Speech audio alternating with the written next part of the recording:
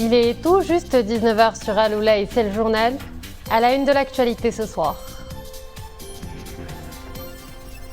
Marhaba 2023, l'opération de retour des Marocains du monde démarre sur les chapeaux de roue.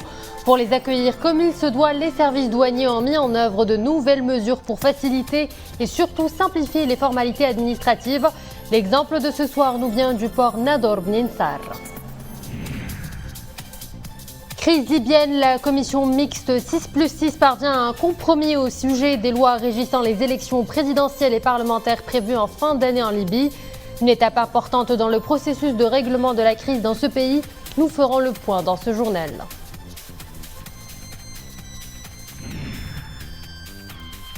Rencontre entrepreneuriale Maroc-Espagne. L'événement réunit une cinquantaine d'entreprises espagnoles de différents secteurs clés.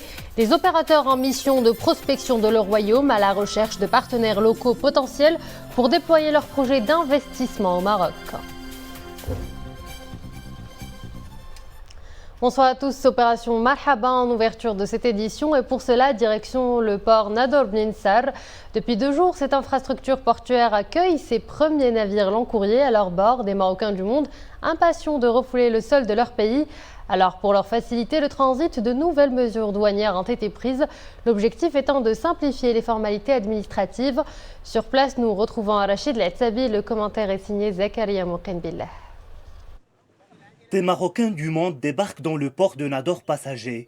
Avant de reprendre la route, retrouver les leurs, ils s'acquittent des formalités. Des prestations douanières mises en place par l'administration des douanes et impôts indirects, qui cette année sont porteuses de nouveautés. La douane a décidé de relever le seuil de la franchise relative aux objets sans caractère commercial importés par les MRE pour passer de 20 000 à 25 000 dirhams. Le cadre réglementaire de l'administration temporaire des véhicules de tourisme connaît aussi quelques améliorations.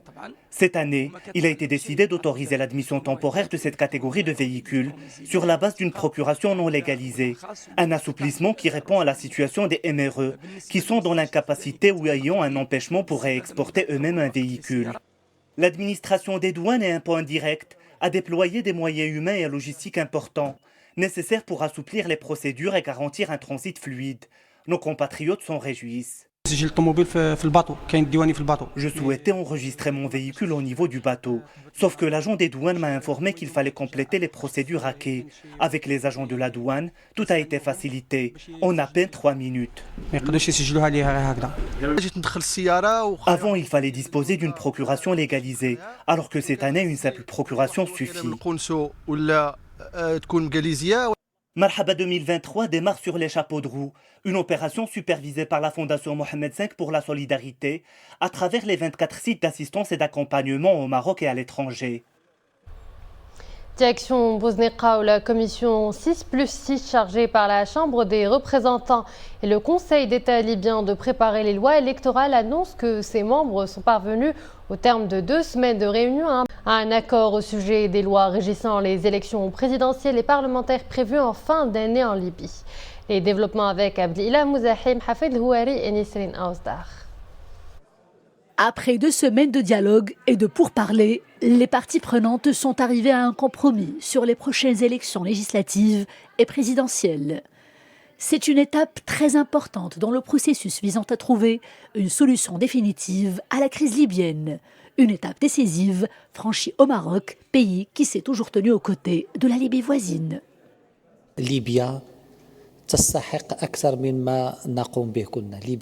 La Libye mérite beaucoup plus que les grands efforts que nous, Marocains, engageons pour elle.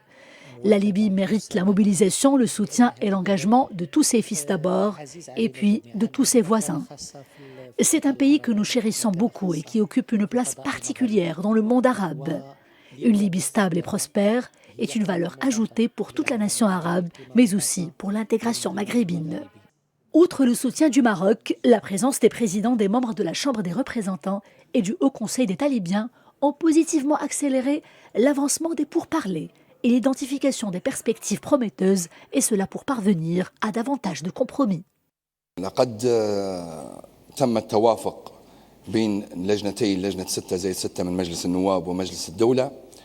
Un précieux compromis a été trouvé entre les acteurs concernés. Cela concerne tour à tour les élections présidentielles et celles législatives aussi.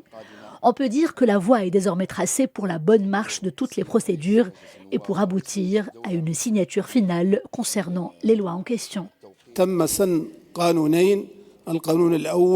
La première loi concerne le pouvoir législatif visant à désigner les prochains représentants du peuple libyen au sein du Parlement qui est bicaméral. Quant à la seconde loi, elle est liée à l'élection du président libyen. Et concernant les deux lois, le compromis a été trouvé à l'unanimité. Dans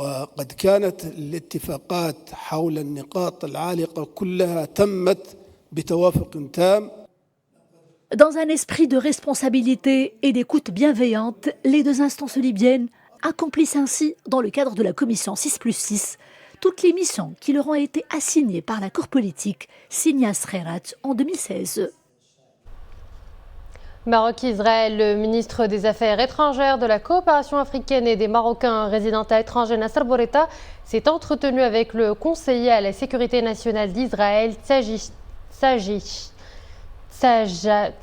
Hangebi. Au cours de ces entretiens, les deux parties ont passé en revue une série de questions bilatérales et régionales d'intérêt commun.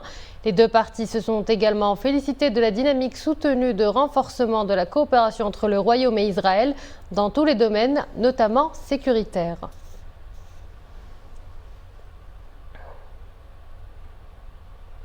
Rencontre entrepreneuriale Espagne-Maroc, une délégation de 58 entreprises espagnoles participe à ce forum qui se tient à Casablanca.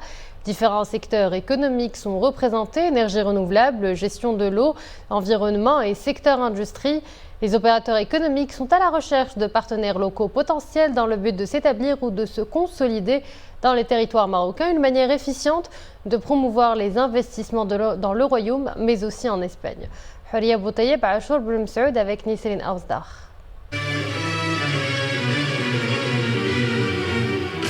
Pour une prospérité partagée et un partenariat économique et commercial consolidé, hommes d'affaires marocains et espagnols passent au crible toutes les perspectives qui s'ouvrent de part et d'autre. Des perspectives prometteuses, tous secteurs confondus. Nous sommes présents au Maroc depuis l'année 2007. Cela fait 15 ans que nous avons ouvert une usine entièrement consacrée à la production d'aluminium à El Jadida. L'unité tourne bien et les résultats positifs ne cessent de s'enchaîner pour nous. Et pour une meilleure expansion de notre activité, nous avons mis en œuvre une ambitieuse politique d'extension au Maroc.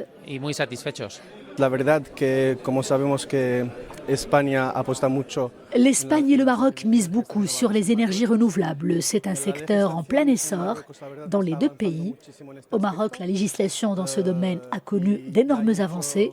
C'est tout un écosystème qui évolue désormais positivement afin de permettre aux opérateurs de tirer pleinement profit des avantages qui s'offrent aux deux partenaires clés. Le Maroc et l'Espagne, une relation économique basée sur la complémentarité.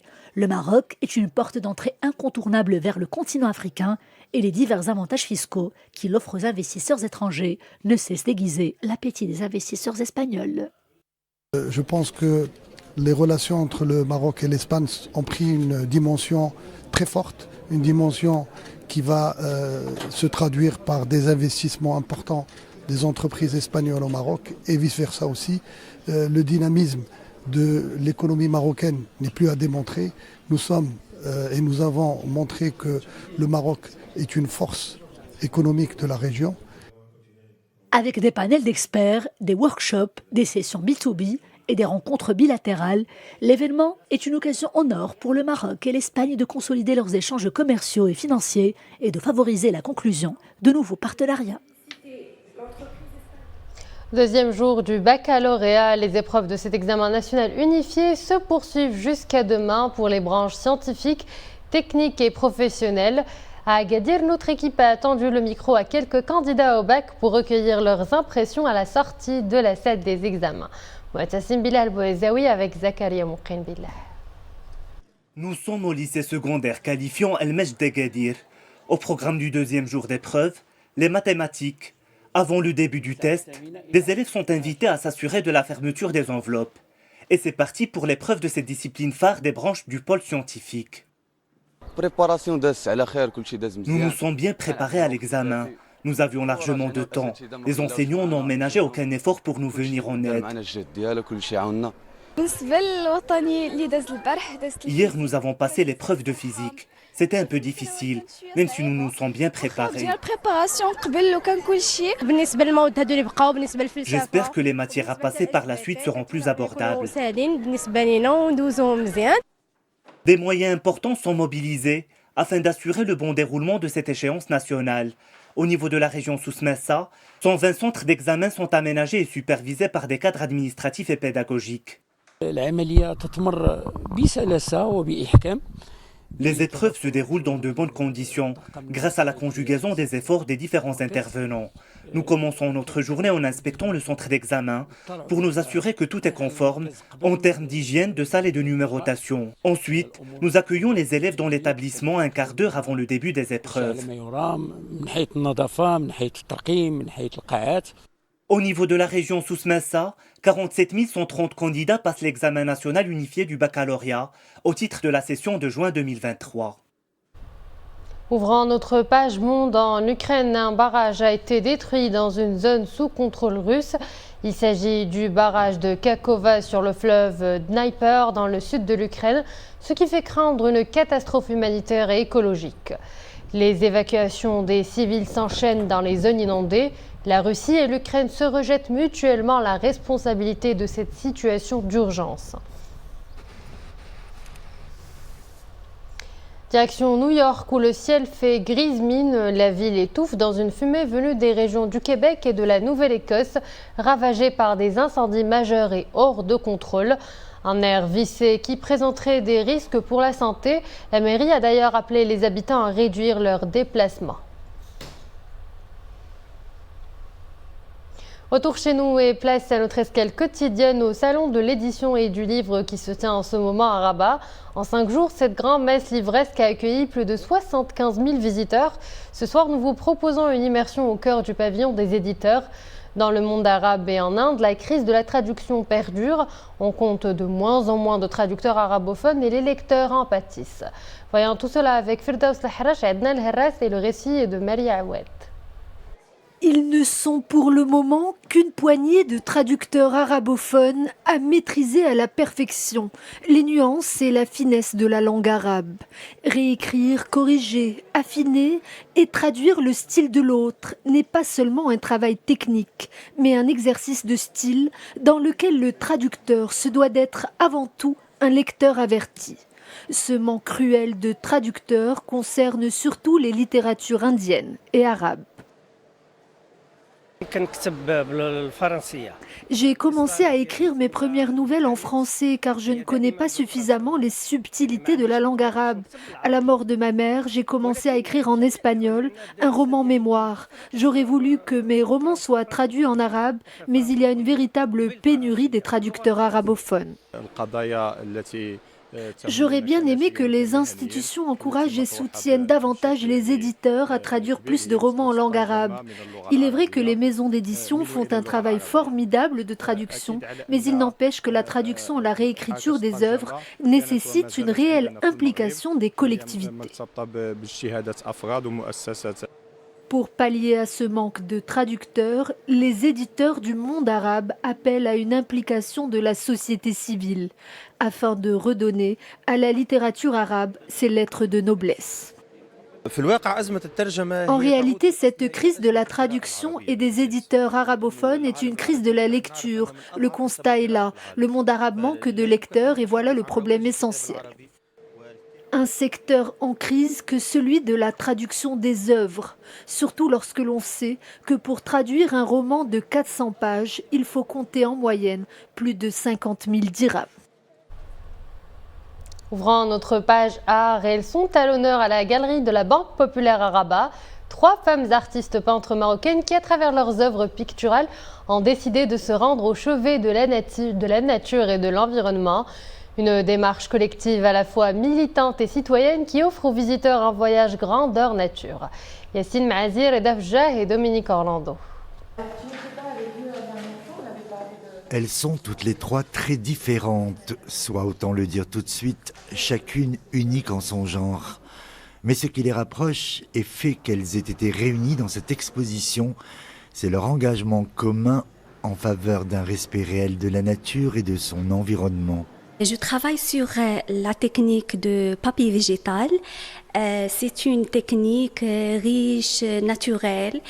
Je fabrique moi-même le papier à partir des plantes, des végétaux, des algues, des feuilles des arbres. Je transforme ces végétaux en papier mobile, des sculptures, des installations. J'utilise le papier pour formuler des messages et mettre en forme des expressions artistiques militantes. D'une artiste à l'autre, il faut parfois emprunter quelques chemins tortueux, depuis les fonds marins menacés aux cimes montagneuses, dont on n'ose même plus dire qu'elles soient enneigées, jusqu'en ces paysages beaucoup plus arides, où ce sont les espèces animales en voie de disparition qui surgissent à nous, comme lors d'un mirage.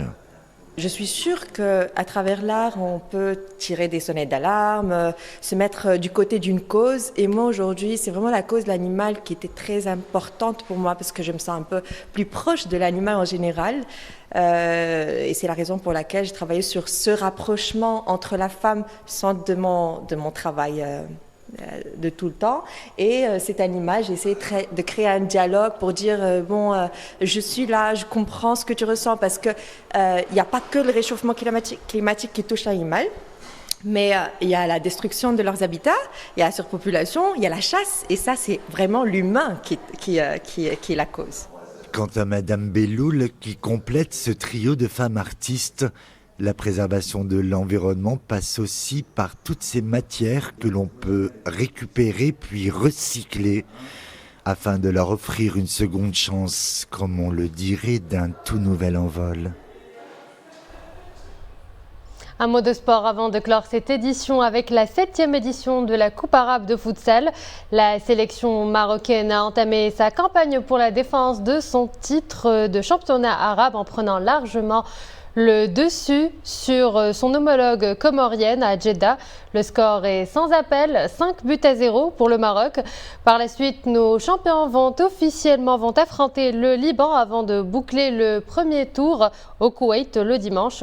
Félicitations donc à nos champions et bon courage pour la suite de cette aventure sportive. Et voilà, nous arrivons à la fin de cette édition. Merci à vous de l'avoir suivi. Excellent site de programme sur Al Oula.